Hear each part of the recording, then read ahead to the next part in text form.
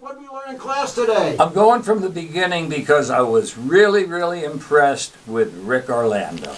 Well, who was Let me tell you, man, this guy has a lot more in his head than recipes. Oh, they're all recipes. Not necessarily Recipes for for food. fun. Some are recipes for just a good time. But man, I mean, he brought me back to Cambridge when he was there, you know, doing things in Harvard. That was a lively spot. Oh, yeah. And he hit the Harvard campus a time or two, as I did in '73, looking for good herb.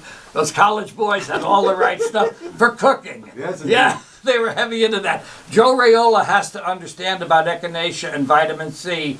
You've got to take them before. You don't give the guys on the corner, as I stress, the immune system, the baseball bats after the enemy has already bashed their heads in with bricks. You give them the bats before. You take echinacea and vitamin C as a daily routine. Then they won't show up. I wish you well, Joe. And remember, that flu stuff, a lot of it's in the mind. When they called it influenza, as you scarily reminded us, my mother used to tell a story because she was born in 1896. They had the big influenza epidemic. And a bunch of Irish dudes were playing cards over on the west side, sitting on the caskets and all, you know, who cares? And they were playing poker and stuff. And when one guy got up, they said to him, just goofing, you know, the one you were sitting on, that casket was an influenza victim. The guy got sick and died 3 days later, man. Work that mind. Work that mind. And I'm going to jump. I'm going to jump from all the fun with the water pistols and the guns and everything to the last dude, Robert. Friends with the Dalai Lama. That's credentials. You see, I don't want to hear stuff hanging on the wall. Show me your friends and I'll show you who you are. That's what my mother brought me up to understand.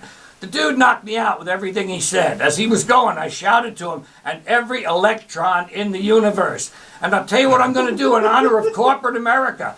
Because he jogged my big electron. If you've read that book yet, Doug, and if you haven't, you better. You're coming on, we're booking you for next week. All right, Alice in Wonderland. One of the characters who works on my paper, the Daily S Word, which is a portion of the book, Kien Blanken Sabe, Alice in Wonderland explains the big electron. And he's just taking a stretch. He is that scrunched down guy. We're going to meet after the show. We're going to have you on next week to explain it in detail. Hang out at WDST Radio Woodstock, and Ron Van Worm will keep you company all morning. Happy New Year, everybody. Happy New Year. Yeah.